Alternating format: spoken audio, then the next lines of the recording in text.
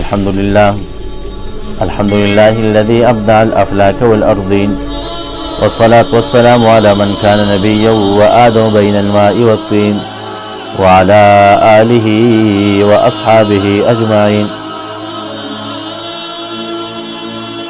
محترم سامعين،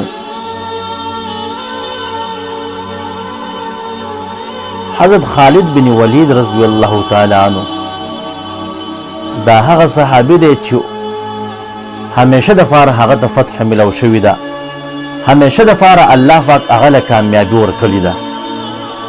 علماء د دې یو بهترین راز خولې دی چې دا کامیابی ته په څه باندې ملو شو.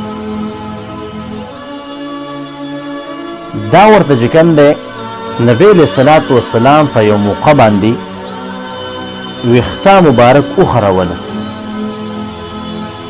هغه ویښته چې کوم دی حضرت ابو هریره رضی الله تعالی عنه له ورکړه. حضرت ابو هریره رضی الله تعالی عنه هغه ویښته په صحابه کرامو کې تقسیم کړه او صحابه کرامو له ورکړه. په دې کې یو ویښته حضرت خالد بن ولید رضی الله تعالی عنه له هم ورکړه.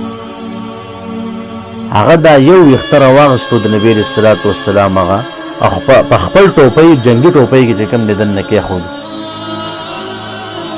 نو چې کله به جنګ او جهاد له تلو نو هلته به ځان څه هغه ټوپۍ وړله، د هغې د برکت نه به دته چې کوم دی فتح میلاوېدله.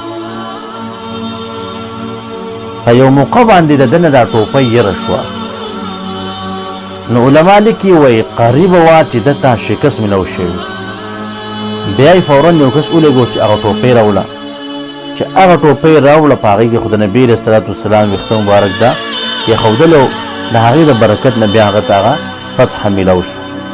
دا د نبي علیه الصلاة والسلام د ویښته مبارک هغه برکت و. نو الله رب عزت دې په دغې برکتونو کې موږ له هم حصه راکړي. وآخر دعوانا ان الحمد لله رب العالمین.